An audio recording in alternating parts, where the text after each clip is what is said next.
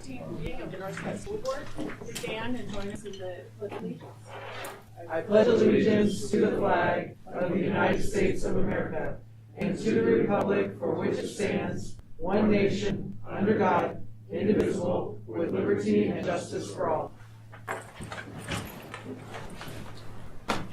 Okay, looking for a motion to approve the agenda. Second. It's been moved and seconded to approve the agenda. Any questions?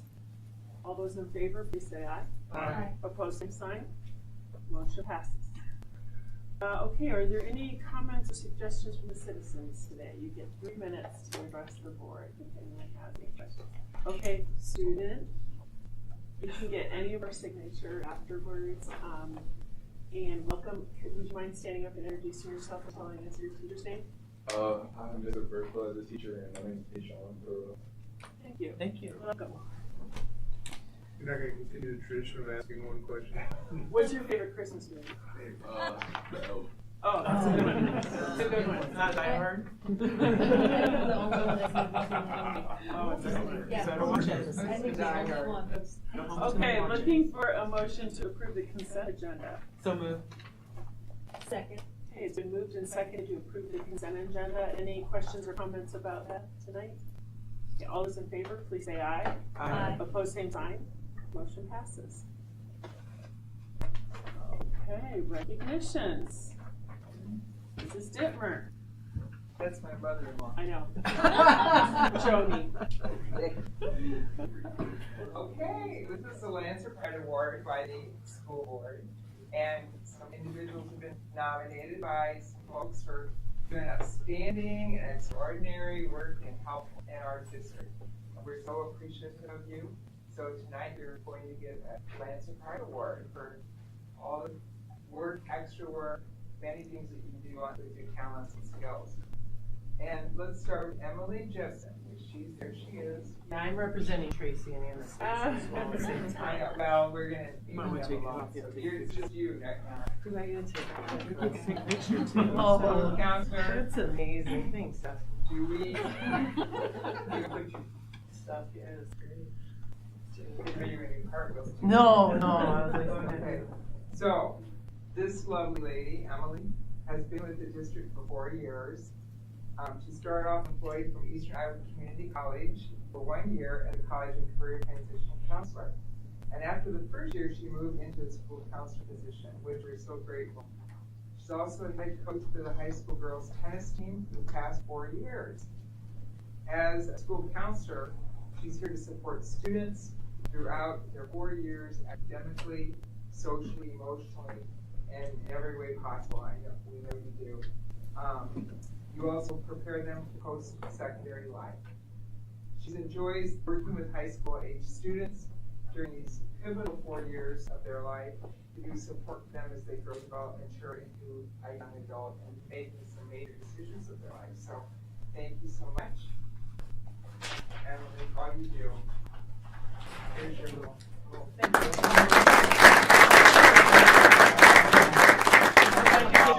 Oh, that's sweet. All right.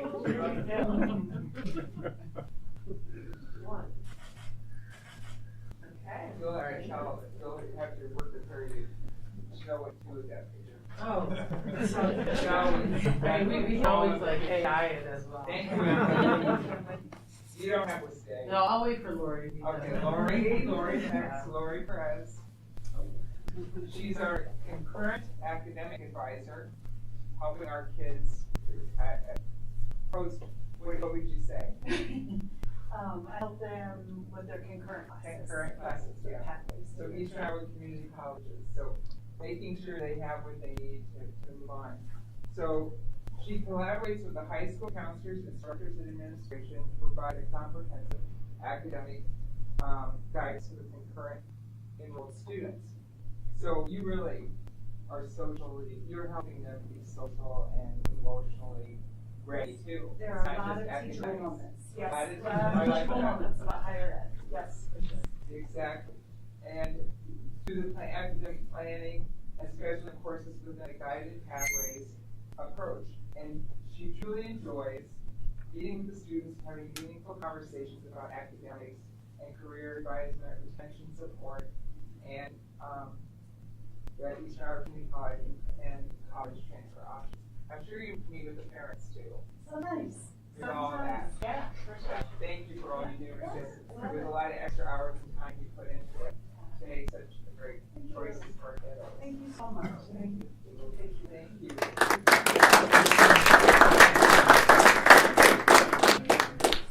You're the best. Thank you so much. Anybody want to say something to our lovely, where'd she go? Oh, there she goes. I'm very Anybody appreciative. else? I'm very appreciative of the team. They help our students out with all their interesting needs. At the high school, obviously with the counseling team, and with Lori, and then Alec back in here from EICC too. They help navigate some of those tough questions of what they need to do and what they need to get done for all their schedules. So super appreciative of it. Thank you. Thank you. Very appreciative of you. Great community. Very Great. grateful. Thanks so much. Just an extra thank you. I worked extensively with Lori this Yes. summer for several hours Yes. trying to get a schedule.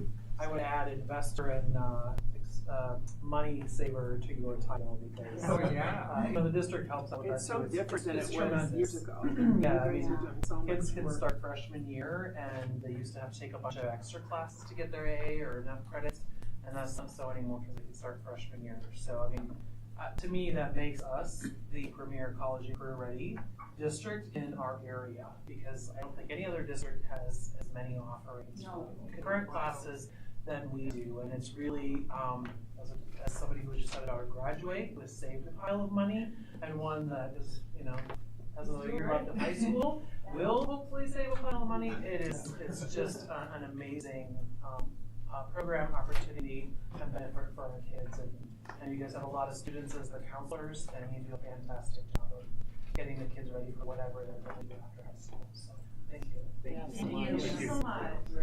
Lori, it's Emily. Great for those who get them. Yes, enjoy. Appreciate you. Okay, the Iowa Thespian Festival. Hopefully Andrew's gonna help me out. Yeah, I'll see if you want to click on that. If we got the next person there. We got a lot of names, a lot of awards. I'll just start reading them off. As you know, we have Lancer Productions that did a great job for us. They had, I think it was just a couple weekends ago. Kids went there and they took home a lot of prizes. So I'll just go through the Michael Petz, I don't want to say that, Leadership Award, Hayden Colbert, Caitlin Nepper, Emma Droslik, State Thespian Officer, Grady Kirst. I believe that's 1 of 5, so very prestigious there. I'll just go down reading names of that. Adeline Reese won that. Grady Kirst, Braden Serrano, Jack McCarthy, Natalie Stewart, Adeline Reese, Nora Davis, Brooklyn Ladger, Charlotte Madden won group musical, 3rd place. 2nd place, Charlotte Madden, Braden Serrano. 2 great seniors. Charlotte was homecoming queen, and Braden's a great kid, going to do great things. Hopefully, does some acting at the next level. 3rd place, duet musical, Bella Suarez, Caitlin Peck. 1st place, a musical theater, Sophia Nelson. 2nd place, Natalie Sirk. 3rd place, Bella Suarez. 3rd place, duet, Brady Kirsten Nora Davis. 2nd place, lighting design, Hannah Nelson. 2nd place, stage management, Maya Kelsey. Maya has 2 brothers. Aiden graduated last year, and then Dylan, a good baseball player for us. A funny story there is I always call her Kelsey just because I call her brother Kelsey, and I don't think she knew that I knew her first name was Maya. So that's pretty funny. So I had to tell her that the other day. 2nd place costume design is Charlie Connor. 3rd place costume design, Ava Wyatt. Eva Wyatt, I probably said that wrong. 2-person acting scene, Droslik and Serrano. Droslik from above there in Great Toronto. 2-person scene, Bondo and Riley Flying Mail for that one. Musical theater, Dan Solo, Sophia Nelson. Another one there, Natalie Sirk for Ordinary Days. Emmy Plett, all these are solos. Bella Suarez, and then go down to duets, Serrano Madden, Suarez Peck. Next one is, I don't know, ensemble, Grady Kirst again, and then a lot of solos there. The last 5 solos there, Reese, Madden, Sirk, Hayden Latcher, and Addison Yankee, sorry about that. And then last but not least, the 1st place event for the prop shift with a time of 47 seconds is Hayden Colberg and Emma Droslik. They must have really been moving on that one. And then with a time of 1 minute and 14 seconds, Hannah Nelson. So great job to Emily Hines, Stacy Kintig, Josh Tipsword, and all the other involved that I'm probably forgetting right now. They do a good job. Thank you. Thank you. You Okay. almost named right too. So, thank you, comment. Maybe. I'll go find out tomorrow. How do you know? Okay. A lot of names. Bill's, I do, I have. Settings. So, the highlighted bills is the payment for Instruction Corp. It is $24,912, and that's for our Canvas software renewal. And then a payment to Computer Information Concepts for $77,576. That's the annual Epic Campus renewal. And the payment to Johnson Controls for $131,808.91, and that's a replacement rooftop units at Neil Armstrong. looking for a motion. Make a motion to approve the bills. Second. It's been moved and seconded to approve the bills today. Does anyone have any questions for Mr. Sudday? Okay, all those in favor, please say aye. Aye. Opposed, same sign. Motion passes. Okay, no committee reports, our administrative updates. Let me start with you. All right, Neil Armstrong, probably the highlight was just the other night on Thursday night was Supper with Santa. Just a great night for the community to come out, support local activities. Also, the fact the Lions Club comes out and had dinner for everybody. It was free this year for everybody. And just seeing the community come out with their kids, and the women's group having crafts and activities for the kids, and also took in some food for the local food pantries as well that night. So just a good community night for people to come out, see Santa, and have some winter activities for kids. At Ed White, the Tuesday before Thanksgiving, we held our recognition assembly. We went in 3 waves. 6th and 1st grade or 6th grade and kindergarten were paired up. 5th grade and 1st grade, and then 2nd, 3rd, and 4th. Each teacher nominated 2 Lancer leaders out of their homeroom, and then we also had a part of a Lancer award given to the student who one is just a great kid but works super hard, something that we would say would embody a Lancer. And our upperclassmen did a phenomenal job of being good examples of what it means to act appropriately in an assembly. So it was a great day. Kyle. Carrie, wait, just a second. Carrie, I know it was asked earlier about working with families with whooping cough and making sure they're not counted. Knowing it's hard to get into a doctor and stuff during this time of year. And just, If they have symptoms or if they're pending a test, we're excusing them. Perfect, thank you. Kyle. On Friday, we had our first DARE graduation ceremony, which was really cool. We had not had DARE out at Carissa for a number of years, and so last year here at Johns came to Mrs. Klaus and myself, and presented like, hey, I'd love to get out to Princeton and start doing your education out there. And so we just wrapped up, and it was awesome. Garrett does a fantastic job with the students, and it's really fun to see, they're excited about it and really took it serious, and had their essays. We had the DARE role models come out several times, which was really nice to have the high schoolers come out and speak to the students and just kind of be a part of it. So Friday we had our big graduation, and concluded with a trip over to the fun station and a pizza party, and just really great job, and we appreciate Officer Johns and the high schoolers for helping us out with that. Great, thank you. Erin. Grandparents' Day was amazing yet again. I think it ran super smoothly. We had about 300 grandparents there, and we had an enrollment right now of 168 students. So it was wonderful, really great feedback, and the teachers did a phenomenal job organizing it, hosting it, and they were just awesome. It was a very special day. So our talent show is on Friday at 8:30 if anyone is available to come and see some John Glenn talent. So that'll be another fun time for families to come into. Thank you. I wanted to say something about grandparents, because I looked around when I think it was the 3rd grade, singing about grandparents. Yeah. Did they make that song up? She does it every year. Because there was not one person that wasn't crying. I know. We were like slobbering idiots. What I was saying is that I don't know if you've ever heard that sometimes people will say that at a wedding, when the bride walks down the aisle, what they like to look at is the groom to see that reaction. And where I stand during the presentation, that's kind of how I feel. All eyes are on the kids, except for my eyes are on the teachers who are sitting facing the kids and just pull up in their arms as they're presenting their show. It's like, my face hurts every grandparent day from smiling every morning. I'm like, yeah, here we are. It's about time for turkey. Wonderful. It was sweet. Thank you. Good job. Chad? Yeah, it's some kind of exciting news. It didn't make it in time for our board report, but on Sunday, so this yesterday, our Alan Shepard 6th grade and John Glenn has just one student on our team, or they two, yeah. So they have a combined Lego League team, and they won the entire competition yesterday at Putnam. And so they got invited to go to the state, and they are invited to a different competition in Webster City for a robot component. So they showed out very well yesterday. I was proud of the kids. They were wonderful. Who's the coach of that team? There's a couple different people. Mark Bowers, I know, and then a parent from John Glenn. Yeah, Jones. Yeah, so a couple different people. Amy Reed helped out too. That's wonderful. I think the junior high team also made it to state. Because that, yeah, so that, yes, they did. And Mr. Jones is at a choir concert, so he's not here to do his presentation, but. Andrew? Cool. Awesome. I got a couple highlights there. I think the bottom two, kind of what I want to talk about is service leadership. Some of the names you see in that Philanthropy Day Award were ones that were in LP as well. There, Natalie Surga Madraslik, Ryan Peterson, Alex Peterson, and Nora Davis. They were big components of our food drive that we put on this year and had a record year with there. So they went to that National Philanthropy thing. It was at the Rhythm Casino, and they won the youth award. So really cool there. And then Kellen Gammett, I think I got that first name right. Kellen or Keelan Gammett was a 2025 graduate, went off to boot camp, and he just popped in with his recruiter like last Wednesday.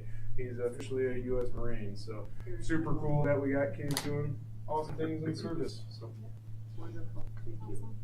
Nicole? Sorry, that's okay. No, I would just highlight that the district this year, we're doing UPAR, which is Universal Protocol for Accommodations. District-wide, we've done it in the past just for students with special education. And what this does is it allows us to see which students we have that would benefit from a text-to-speech accommodation. So some students that might not read at grade level or comprehend at grade level, when they read with this accommodation, they can. So just not necessarily IEP. Nope, it's for any, the state of Iowa has purchased it for all districts, and so it's great. AEA came over and looked at our data with us Friday and complimented us on taking this on because she said in this area no other districts. Oh, great. Thank you for doing that. Sorry, I missed. Oh, that's okay. Sorry. Katie, Nicole. Yeah, we met, Heather and I did a presentation for the ELA pilots for here. It's November 18th on the Regional Innovation Center. So presentation and parents have an opportunity to ask questions and get their hands very well with the materials and that's for the students. So it's just actually for them. And you're going to have it tomorrow. Yes, curriculum time tomorrow afternoon. Thank you all. People attended the meeting? 10, yeah, 10-ish. Some secondary, some elementary, some mix. Yeah, it was from 5 to 6. Thank you for doing that. You're both of us. Okay, on to our ISAS fast assessment data. Is that you again, Nicole? Yeah, Thank you. That is me.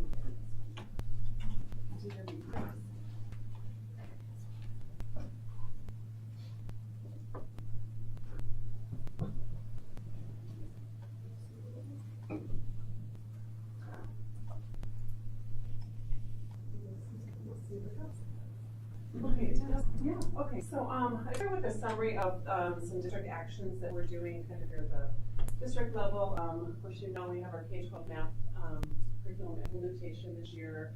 We're doing our K-12 Tier 1 ELA pilots. Our K-12 science teams are meeting. We have our revised science standards, so we're working through that. We'll have our K-12 social studies standards. The revised standards should be approved probably in January, so we'll start working on those as well. So all 4 of our core areas are rolling here. And then our MTSS district leadership team. We have it really rolling with our admin team here at the district level, so that's moving along nicely. And our building leadership teams, that's something we started last year, really getting some building plans going and looking more intentionally at data. So that's running well this year too.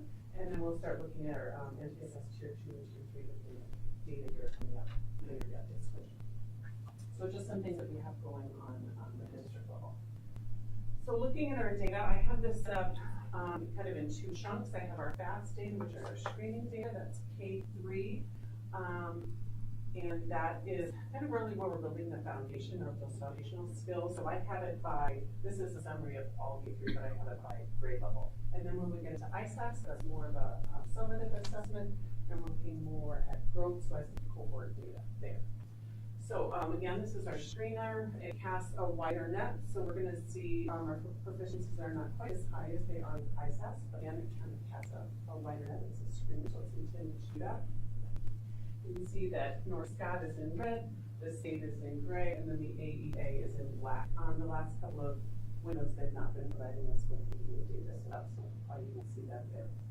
So you can kind of see, we take it in the winter as well, but we really like to look from fall to spring. So you can see how we do from fall to spring over the last several years, having just a little bit of a drop from our fall to our spring. You can see we tend to stay above the state and AEA and creep up on us here just a little bit. So now we'll look at the individual grade levels, kindergarten through third grade. Kindergarten and first grade, the assessment is, it changes a little bit between fall and spring, trying to stay with what the students' expected skills are. So for example, in kindergarten, they'll start with letter names. Well, that's something we expect them to have in the spring, so they move to things more like blending. So that changes as we go throughout the year. So again, you can see how we do in the fall. We tend to come in and be pretty consistent, and then in the spring, you'll notice our scores, our proficiencies tend to drop a little bit. We'd like those to be higher in the spring. But that's correct. And you can see we have been staying above the state in the gray and the black, and then the last couple of windows, the state has caught up with us a little bit here. Similar trend in first grade. You can see in the fall we tend to be, or sorry, it's pretty similar between fall and spring, which is what we like to see. Again, you'll see the states creeping up in these last couple of windows. When we get into second grade, second and third grade, this assessment is CDM, so it's fluency, so they're reading passages. I'll let you look at the data there. Again, kind of similar between fall and spring, so that's nice to see. Again, that similar trend, the state's getting a little closer to us here in the last couple of windows. Third grade, again, this is a fluency assessment. Similar scores between fall and spring. And the same kind of trend, the state's a little closer here to us in the last couple of windows. So again, K3, these are our foundational skills. We really want our kids to have these strong so that when we move into third and up, we're really applying those reading skills and they're really strong with those. So let's move into ISAS. So this is last spring's ISAS scores. Again, we're in red, the state is in gray, and you can see how we move across the grade levels. Fairly consistent up through 8th grade, and we drop off a little bit as we get into our high school grades. They don't take the assessment as seniors, it's a third or 11th grade assessment. Any thoughts on I think 16-point drop to 8-9 is pretty significant. Any thoughts on that? Yeah, I'm going to get some growth data in just a minute, so I'll come back to that. Yeah, so when we see this kind of thing, we dig a little deeper, which we did when we looked at growth data. So this is our advanced, the percent of students who are in advanced category. There's 3 different categories on ISAS: proficient, not proficient, or advanced. So this is the number of students, percent of students, who would get in that advanced category.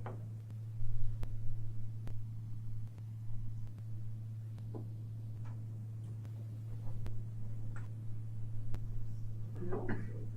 Oh, that's okay. Sorry, this was tricky. That's okay. I've got it. District team to continue to look at our data so we know where we're at each point of the year, and that's one of our actions. So as we looked at, because if you're high in 5th, 6th, 7th, 8th, right, and a high proficiency, then what's the difference of expectations? Because if somebody would not drop off 16 points over the course of a year, if they're here, are the expectations for, is there a mismatch in standards of what they're expected to know 9th grade versus when they leave 8th grade? It's just it's a significant, so something has to be. Is it the curriculum that's not lined up? Is it the standards are different at high school level with the level of rigor? What is it? And that's what we're looking at with our pilots is what adjustments do we need to make in our curriculum and our instruction to make sure that we don't have these gaps. Go to your That's what next we're slide. doing right now. What's that? Go to your next slide. Oh, yeah. 'Cause I think you. Next slide. We're conflicting with the choir concert right now, Oh, so gosh. we lost our stream for a minute, but it's back. So, you might wonder, okay, well, is everyone experiencing this kind of growth issue? What's maybe going on? So this is growth on this side, and then this is proficiency. Again, we tend to have pretty good proficiencies, and I just spoke 3 different grade levels and go on with all of them, but North Side is the star. So you can see our proficiency is pretty high here, and so is our growth in, this is again 5th grade. So this is what we want to be. We want to be over here in this top right quadrant. So we go to the next one. So this one is 8th grade. So again, our proficiency is pretty high. We want to be on this end, but our growth now is kind of here more in the average range. So we want to be far above this line. If you go to the next one, these are 11th graders. So again, proficiency is fairly high. We want to be on this right end, but now we're down below that line for growth. So that's really what we're focusing in on. Is why is our growth not where we want it to be? It's not something we've really been looking at, and now we're targeting growth.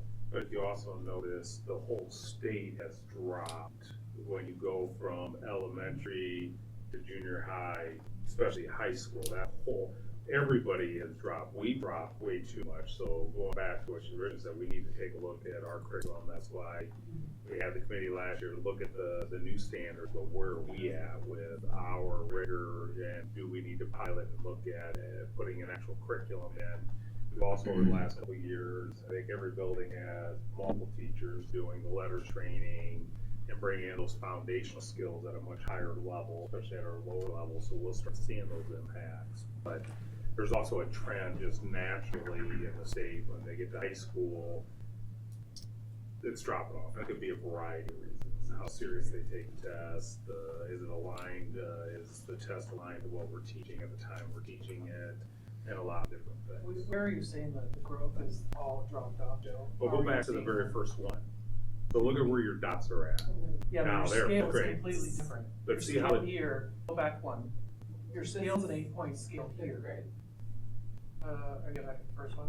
Yeah, this is the first one. Okay, so go to the second one. Your scale's at an 8 there, which means if you look at the distribution across 0, it's pretty much the same. But if you go to the next slide, it's 16. Now, I look at how close are the dots to the line? Go to the first one, you'll see many more dots above the line. And then as you get to the next level, they get closer to the line, and then you get to they can now get closer, they start falling below the line. Right. Because that represents all the school districts. And so, Right, but it's between 6 and 6. The majority of the dots are still between 6 and 6. You're just elongating the index on the left-hand side, which makes them look like they're closer to the 0. So if you look at the actual dots, so I would say here, the majority of the dots are 6, from 6 to -6, right? If you go to the next one of the other ones, the majority are 6 to -6, right? You don't have, you don't have as many above the line it looks like because your scale is smaller. They've adjusted tighten it up. And I think what we're really want to look at is, this is not where we want to be. We know that we need to look at our rigor. But again, most of the dots growth. are 6, between 6 and 6. So Right. to me, it looks like they're all staying around the +6, -6, but you can see our dot going from 5 or 6 down to 1, down to -5. Right. Right. This is all the districts. the dots represent school districts. So, Yeah, yeah, these are school districts in the districts. state, not individual schools, but districts. Yep. Right, which is exactly why we're looking at our instruction and our curriculum. I think I noted this last time, they have 84 minutes of English a day, the junior high, 42-minute blocks.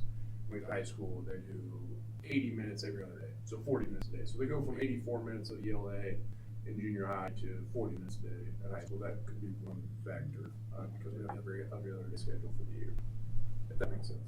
So half as much time for English. Yeah, that's. And how much state do the kids put in this test? Because Yeah, it's one it's day. hard. It's They hard don't- to get the kids. 11th grade. 11th grade, I Nope, mean, that still- would worry me about 11th grade. It is, but that's why I brought up this chart, so we can see where the rest of the districts in the state are. I mean, if we were all here, yeah, and all of our juniors feel the same way about that. I mean, you know, maybe it's, excuse me, based a little bit more on attitude, but this is, you know, we want to be here. Definitely. So, this is relatively new data. They, started showing us, data to us 2 years ago, so we can now see our growth data much more clearly, and we know that we need to do something about it, which is what we're trying to do. That's ELA. So math. Okay, so this is math that, graphs are all set up the same way. So again, you can see, our math is fairly, fairly flat. It kind of goes up and down. We start off at 89 at our third grade, we have 72. So a little bit of a downward trend in our math. Again, this is our advanced. You see a little higher percentage of our students in the advanced category in math. Then this is our cohort data. So kind of pushing down. Looks a little bit different than ELA looked.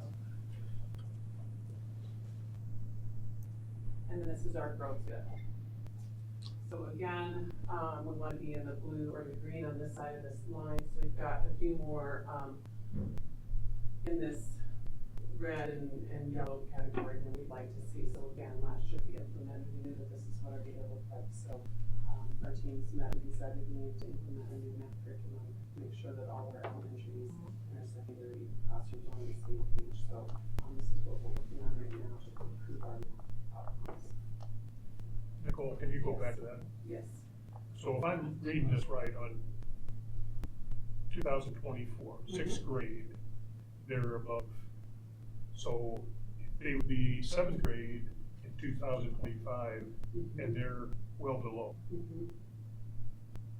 Does make a heck of a lot of sense to me. And that's a huge discrepancy.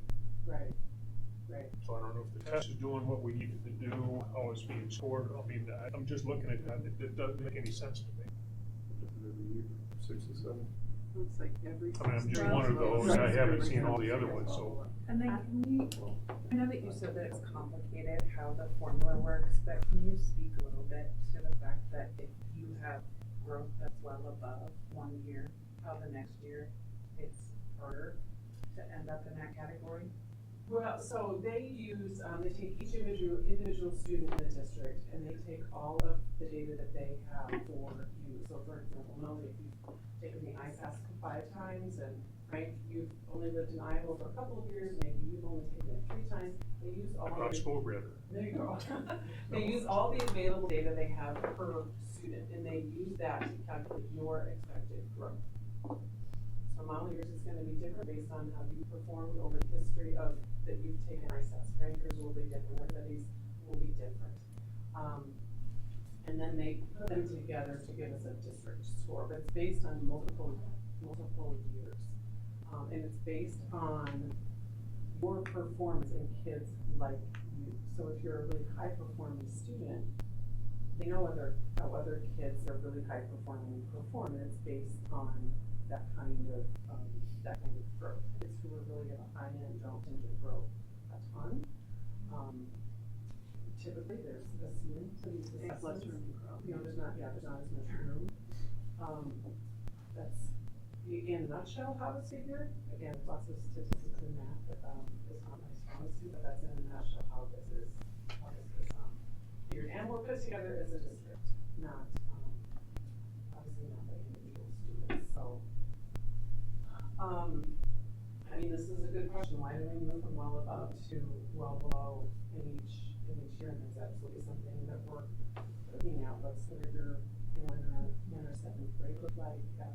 We know the transition can be hard from one building to the next. This is a transition year for kids. There's lots of different things that can factor into that. We looked at that when we were looking at our growth, or all the factors that impact the growth in the district. Attendance, relationships, there was a strong curriculum that's consistent across the district. We thought that was probably a great thing for us, and so that's where we started. but when you go from like, so let's say if you're making a 6, 7. Oh gosh, no. You did say it. Oh, no. I totally did. Anyway, let's go 7, 8, 22.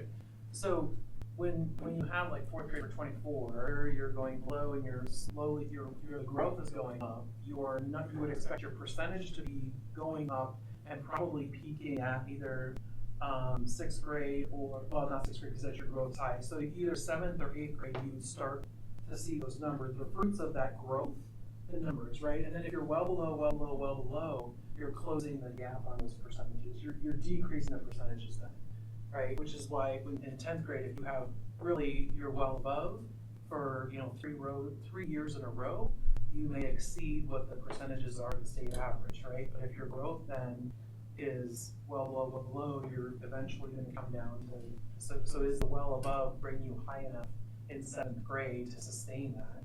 But if you don't have that growth there, then you're going to see those results in 9, 10, 11, and over. Because you don't have the growth, right? So you're not going to sustain that. If the growth is well below, you're not going to sustain. You have to have average growth, right, to keep your percentages the same across every year. Right, to maintain these proficiencies, yes, right. So if you're not, so anything below that, the well below, or anything above, or anything below normal is eventually, depending how fast that dips, 7 you see dips. So yes, is the 8th grade considerably lower because the growth is much lower? That's what we thought. We saw this. We're like, okay, why are our proficiencies are dropping off? Maybe it's our growth. Let's look at our growth, so that's what we did. We were able to get access to growth data, and so this is what we found. It's like, oh, this is maybe why, because our kids are growing the way we'd like them to grow. And so they were before you changed the math program. Right. But what about the ELA? ELA we're piloting this year. Right. Yeah, and then So we'll there make a was, decision. one way or another, there'll be a major change to our ELA program, whether they choose one of the pilots or we choose to rebuild our own, because our own obviously wasn't giving us the data that we wanted. One of the things when I look at it, pop in my head is because you're right, you recently point out, if you go 6th grade, I mean, you go that 4th grade, well below to average to well above to well below. Everyone does that. It could be our curriculum is not aligned to when the kids took the 7th grade test. We had not enough background information that test was doing it. So, but I'd have to go back and dig in. There might be multiple reasons. In the end, this is what holds us back on the state report card. This is what gets a school or a subgroup targeted. Is the growth data. So it is the data that we're focused on. Why is this, and how do we impact this so it doesn't continue this direction? And it's really tearing apart our curriculum, going how to match up, and looking at, and that's what the MTS teams at the building level and the district level have been doing. And the new math started this year? Correct. Okay. And just a word of warning, it could get worse before it gets better, because that first year you don't know what you don't know. Yeah. The second year is always easier than the first year, and then that spiral starts to impact for us. And good, bad, or indifferent, the ICE test will be different this spring. We have new standards, and they're aligning it to the new standards, but they have assured us we'll still be able to see growth data. Don't ask me how that magic happens, but they're like, nope, we've got it. I'm like, okay, whatever you say. So anyway, I have the same charts for math I did for ELA. This is 5th grade. So again, high proficiency, we're below that line where we'd like to be on our growth. This is 8th grade, again, high proficiency, but growth not where we would like it to be. And 11th grade, we're a little bit more in the middle of the pack here, but our growth is still higher, so. Just some things for us to keep in mind as we move forward. And then we have science and ISAP. Science is taken in 5th, 8th, and 10th grade. Our proficiencies are below 80%. We'd like to see them above 80%. Science teams are meeting right now, so we're looking at science as well. Teams are really, really busy. So again, this is the percent of students who are in the advanced category. And then this is our ISAP growth data, preparing better on growth in the area of science this last 2025. So again, our science teams are meeting right now. We're reviewing the new science standards and the team sorting recommendations to move forward in February. So these are our goals for this year. Kindergarten through 3rd grade, on those FAST assessments, we'd like to see 90% of our students at or the benchmark by the end of the year. And 3rd through 11th grade, we'd like to see 90% of our students at proficient on ISAS, on math, ELA, and science. So I talked about this a little bit. Molly, your question was, what do we do with this data? We really dug in. We did some root cause analysis. And that's what led us to do these things. We recognized our growth wasn't where we wanted it to be. So we've implemented a new math curriculum. We're looking at our Tier 1 ELA curriculum as our core. We're preparing for science and social studies revisions for the new standards. And as Joe mentioned, we talked about our MTSS district leadership teams really digging into that data and doing that as well at a new level. So really trying to get our systems strong. Our systems produce what we've designed them for, so we're really looking at our systems. Questions? Do you have the cohort data for science too, or is there? I don't, because it's 5th, 8th, and 10th grade, and we haven't. The test really hasn't been out. It would just be like 2 years. It's not been out long enough to produce a cohort data. They don't take it often enough. Any other questions for Nicole? Thank you for all of that information. Absolutely. Thank you. You're welcome. Okay, no old business, on to new business, enrollment. Childcare. Sorry. Threw me off on Sorry. So we have Teresa here tonight. She has a presentation. This is much earlier. As Teresa and I have been meeting since the start of school, part of our problem is just our pure numbers at Fort Grissom. Right now we have, three kids for all day? Just, we don't have numbers if we can't continue. And so I said, we need to establish that what we're in charge next year and start advertising. We'll need to make a decision, going into the summer. What are we doing about having daycare and 3-year-old preschool at Fort Grissom if we don't have the numbers to justify having it? So that's why you're seeing this sooner than you typically would in a year. It all backs up. In order to set out enrollment stuff earlier, of course, you have to address your tuition ahead of time, so also you have that information. Parents and they know what you're going for, looking at it, really see what the cost is going ahead. So we started that earlier just because we wanted to reveal what we are going to set for the program. Just because it has been declining now, accuracy itself really since COVID, it keeps dropping. And when we initially went there, it was a question really, but we knew it was going to be a test to see how it would go. It lasted for a while. Would we like to continue that way? Yes, but unless we have a community that's supporting it, it's impossible at this point. So anyway, this is our update as of this point, just to review, and this is back actually, not this month, this was previous months, but right now we are fairly close as far as revenue and expenses. It's kind of filtering back and forth right now. Our summer wasn't as strong as we would have liked it to be, but we are catching up with our school year, making really good progress there as far as that goes. Part of that being that this school year, I took over an on-site position as well of an Ed White, and I was covering that after we had a staff member who left, and I covered that all last year. Finding a person that the state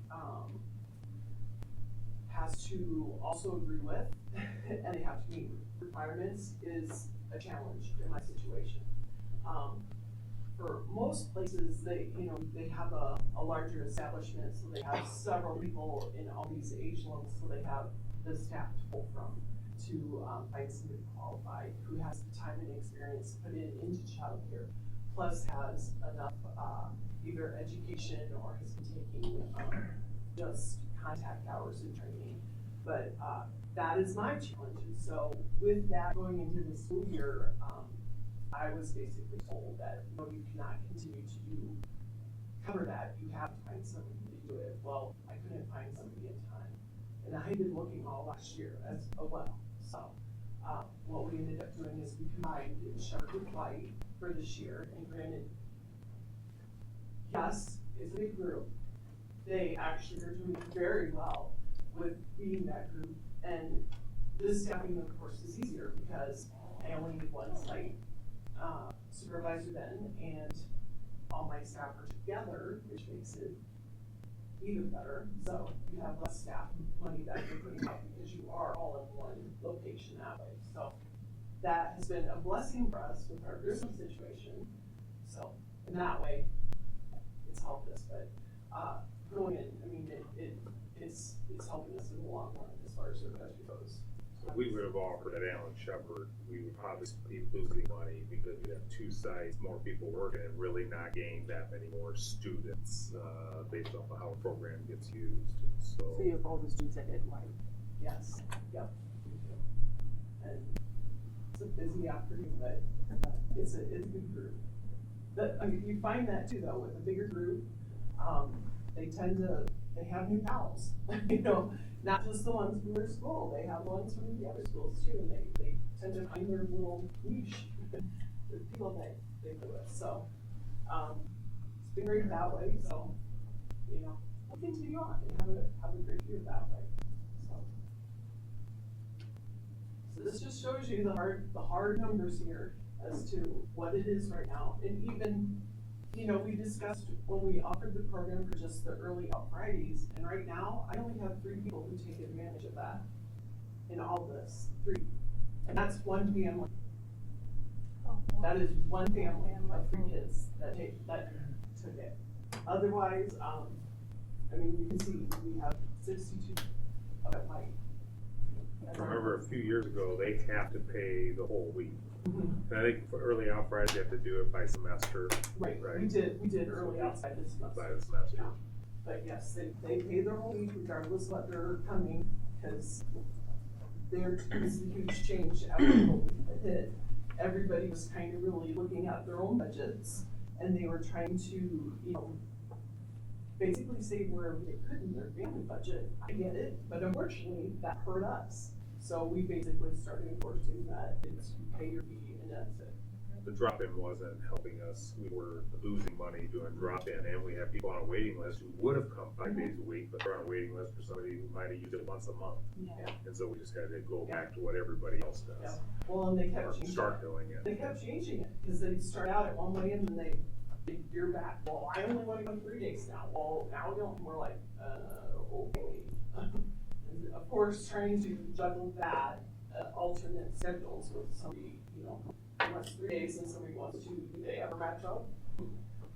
When did we stop offering that? We've been on full week charge for at least 2 years, right? Yep. For 3 years. How many? 2. Okay, so we should be beyond this We're discussion good now. about the part-time, whatever. We're good. Right? We're good now. So Are these the only 2 sites we have now? yes. Okay. This is it right now. All right, and so then this also, I just wanted to give you the breakdown of what it does look at White, where those kids are coming from that are at White, to give you your percentages. So, the core of them are from White, but yet we still have a good chunk coming from Shepherd, and we have a sprinkling basically from Armstrong. Just to give you that nice little bump. So, this right now, this is calling up to our neighboring facilities as well. And it tells you where we are currently as well as what I'm looking at, just putting out there. We took, if you remember last year, we took a huge jump as far as it was for our full time.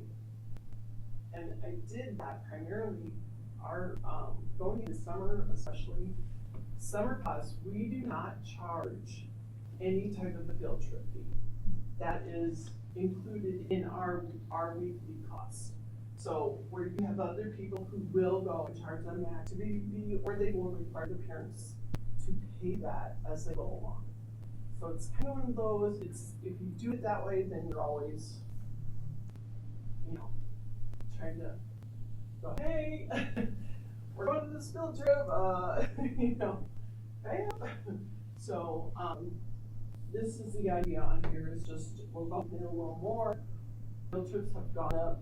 I mean, the last couple of years, it's been ridiculous finding a decent field trip. Now it's getting upwards of a $10 a head, which is crazy, because it used to be you could find some stuff for around $5, $6 maybe, but now everything's gone up so much, it's really starting to, you know, it eats away at your budget as it is. So, but you want is to have that fun experience over the summer. I mean, you're doing crafts and activities, but you know, they live for those field trips. They do. So we want to continue to offer those and make them still something fun and, you know, them to look forward to over the summer. So with this as well, right now we are planning summer. We can't plan out the field trip. We know where we want to go, but we can't actually schedule it because most people don't schedule out that far. But we're already doing our games and everything, getting ideas for all of our activities and crafts, and we'll even have a list basically of places that we will be going. We just won't have the hard set calendar on what days this will be. So that's our plan going into it, is to be able to put that all out there with your approval, with the new grades, and just saying, hey, look at this. This is what we have going. You know, come join us. You know, we plan on having a good time. So. Are the rates this year's Children's Choice Elementary Preschool wide, or did they give you an estimate of what they will be raising theirs? This is, given the people, this is what right now they are at. Right now, I hear they're not entirely sure. Children's Choice, it was raised this fall. So that one will hold basically until then. Elementary preschool, they're like, a couple of dollars if they do. YMCA is holding steady. That's what I was told. With a couple of the changes in how you can, I don't want to say house kids, but your room configuration, we used to be able to have like 2s, 3s, and 4s together in the classroom. And in our situation, that's, you know, because we only have 2 classrooms, that was beneficial. Well, we had to drop off the 2s because then they changed the rules that a 2-year-old can't be with a 4-year-old. But a 4-year-old can be with a school as you're up to 12 years old. And now you still have a 3-year-old who cannot be with a school as you're. So it's, the Y felt this as well. They had that problem as well, where it really monkeyed with how they had to change the way that they also were housing their different establishments. It's like they had to combine a couple programs that moved this group to here and one group to another facility, because there was no way around that thing. Otherwise, you have to staff it with, you know, a ridiculous amount of staff basically. Yeah, really hurt Grissom doing that to us, because what my guess would be is those families that are finding daycare someplace else who never come back. They found somebody that will do both their age of kids. Yeah. And it's convenient for them. They're already doing it. There's no reason to come back to us. It's really that rule change hurt us at Berkeley Grissom. It did. It did. That really, I don't know, basically. But so that, and I'm not the only person that saw that, but most facilities can handle it a little bit better and juggle around like that, or I'm not capable of that. What's the Y split? The number. The member, non-member. Member, non-member. Okay, thank you. So yeah, sorry, I should put that in there. Yes, it's member, non-member for.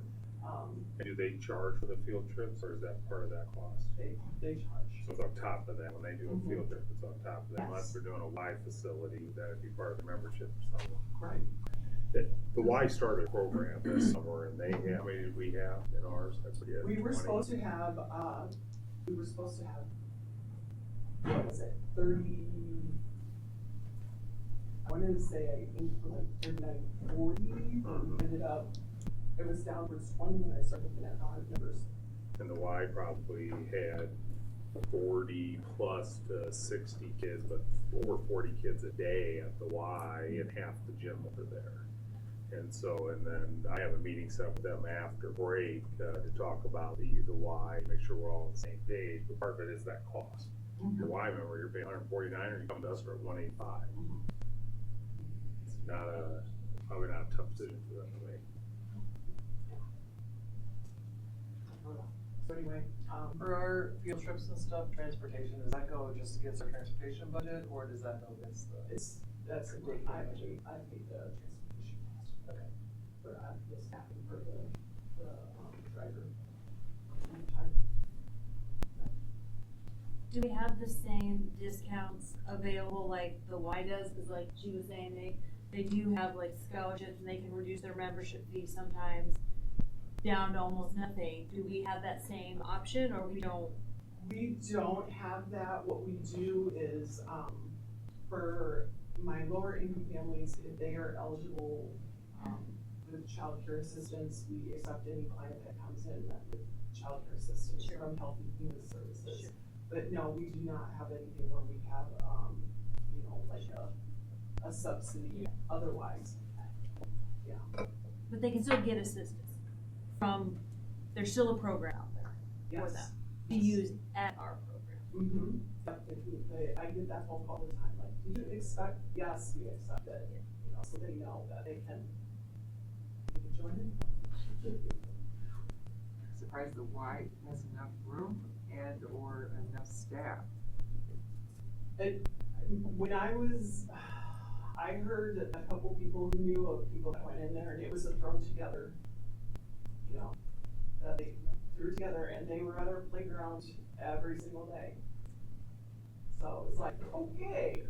That's why we're meeting. The Y, remember, when we built the Y, was never intended to have daycare in there. No. Or youth programs, and so there's a Y youth basketball practices in there, and they shut them down for. And then this summer, and I worked out there most days that they were there, and I watched the program. It was well run, and it just I thought, this doesn't, you know. And we have gym space available. We would have partnered with them and had those conversations. And then now, as we've been meeting, trying to, why did they choose the Y? Well, you need to look at the cost. That there are, many of them are probably Y members. So they're getting, you know, they don't pay for the use of the facility, they're getting that discount. They probably go to the water park, they go, obviously they use the Y pool. You know, they probably do other things that they pay for, but I'll bet a lot of this stuff is built right into what they do. Yeah. Sometimes we transport them, or we've done that in the past. I don't know if we have, when they pay for that they have the same transportation costs as she does. Because they either have their own or they pay our drivers to transport. Yeah. They're using the playground. Yeah, and they come up But with the playground. they're not the only ones. No, there's a. The Children's Choice walks over and uses our playground. Yeah, they do. So. We'll see them, we'll be like, let's go back, we'll come out at a different time in this. We'll adjust our time. Yeah, we don't need that whole. So that'll be a conversation too, is what does this look like in the future and that, because again, can you continue to be in a summer program that costs money and then, you know. Right. Yep. Questions about? I think you guys are great. My son went through the program and he always had so much fun, and we came during COVID the summer of, so it was critical for him to have that, and he got to meet friends and know the building. So when we went first day of school, he was like, oh no, I'm fine, goodbye. So you got that leg in. Yeah, but I mean, you have a great program is what I'm trying to say. Thank you. You do? Can you tell us a little bit about what you guys have done this past year in advertising, or how you're recruiting people? Yeah, kids wise. Other than we do, basically I have not had a full on advertising campaign. I will put out flyers. I will, we also have a referral program from our current families as well. If they refer somebody as well, they can come in and them having been enrolled for 6 months, they get money off for doing that, recruiting somebody basically for us. Other than we'll put in the newsletters and stuff like that. That being actually the biggest target of it in those, because that reaches everybody versus me, putting an ad in, whatever, just that tendency to hand out more. But I am looking at other avenues of, just trying to have a couple, not activities I would say, but looking at a couple opportunities where maybe we have people in the building and we can have a little craft or something going on so that, they're in the building during, whether it be a conference or whatever, they can stop by and join us. It's just a drop off point, while we're there, and just get some more faces to see us and see what we do.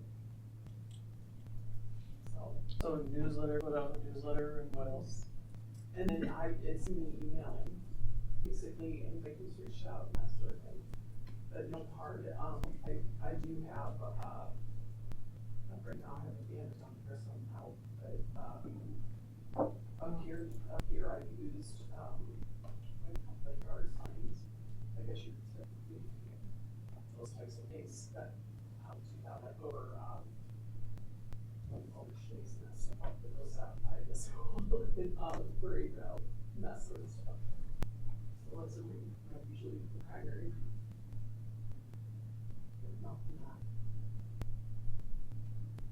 The current staff that you have, what is the capacity of the program as a whole? Altogether, well, we can be upwards of 31 at Grissom. That's a combination of ages there. Of that right now, the capacity is to 70. Not that we're doing that, we go to 60 really. 70 was put in because in case of bad weather, if we have children who normally attend just mornings, and if they would need to come to us, we would still have to be within our ratio, but not necessarily have all the staff there at that time. They allow us to have our state staff in for bad weather occasions. But yeah, we have to be still make sure that we have enough room that those kids needed to come and spend a little time with us. What's the daily attendance at White? I know we have 62 registered, but that's it's before usually or after? Upwards around 55. 55 or so? Yeah. Most nights it's right around 55. They go quickly. We have transition there where the buses aren't all the way in, and we already have some filtered out. So yeah. But yeah, when you look at the hard number, how many attended over the afternoon, yeah, we're at 55.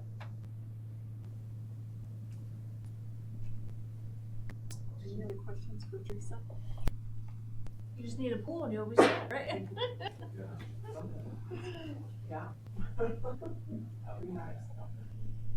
Thank you for your information. So, looking for a motion to approve Yes. the tuition increase. So moved. Second. It's been moved and seconded to increase the childcare tuition. Are there any other comments or questions before we vote? My concern is that we've asked the last couple of years for plans of how we're gonna advertise, how we're gonna track students, and I just don't think that we've seen that.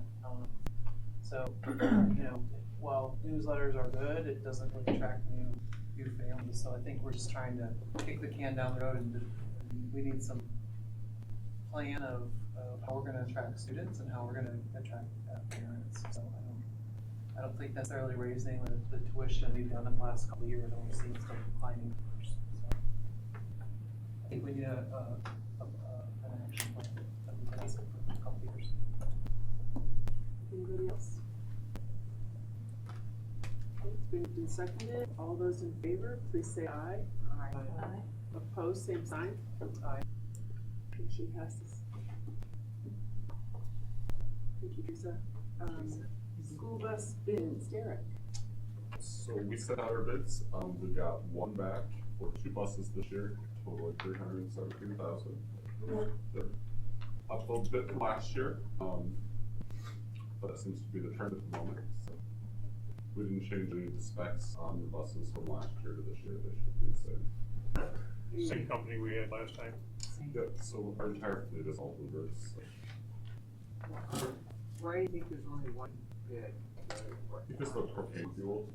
The what? The propane fuel. Okay.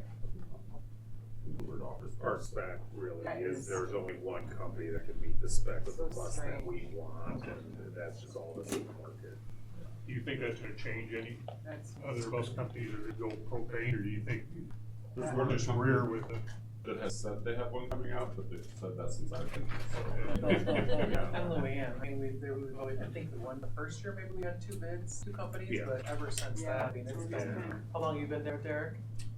4 years. Okay, so I mean, I would say 5, 6 years, we've never had.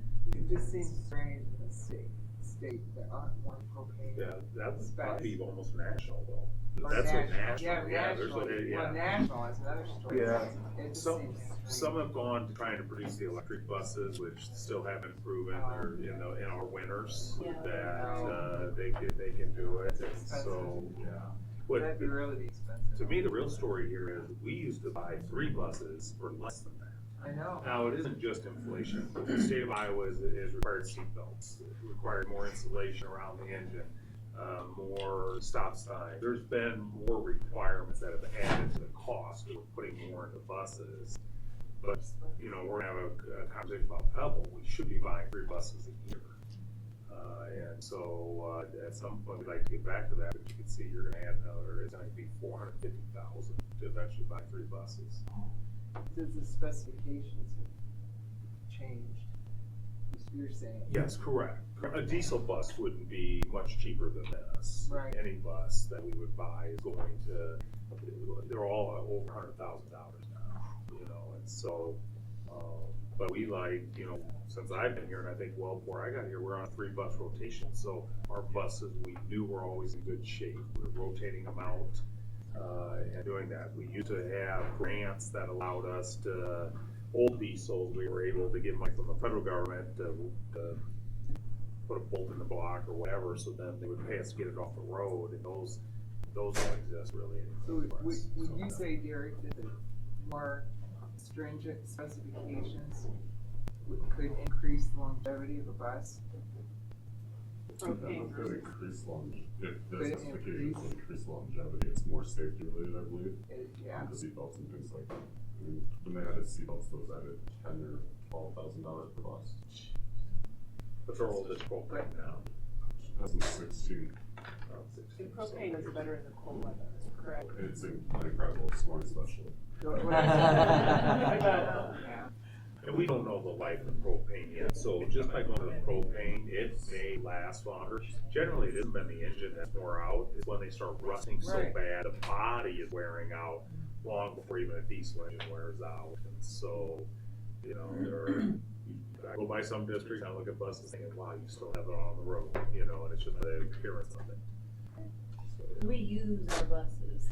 And we do. It's Yeah. important. A lot of miles, Yeah. a lot of miles in a year. We, Any questions for Derek?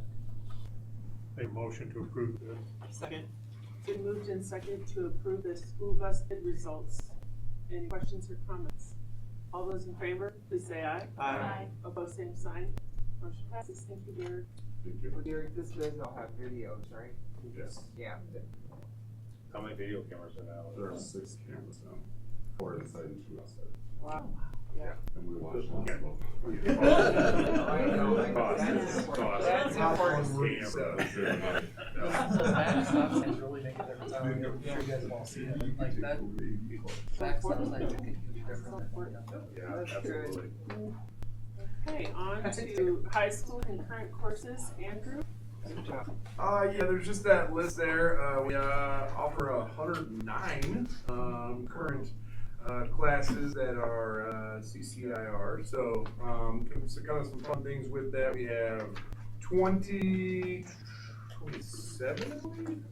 25 classes are part of our career academies at the Regional Innovation Center. There's actually 27 courses within those 4, but 2 of them overlap.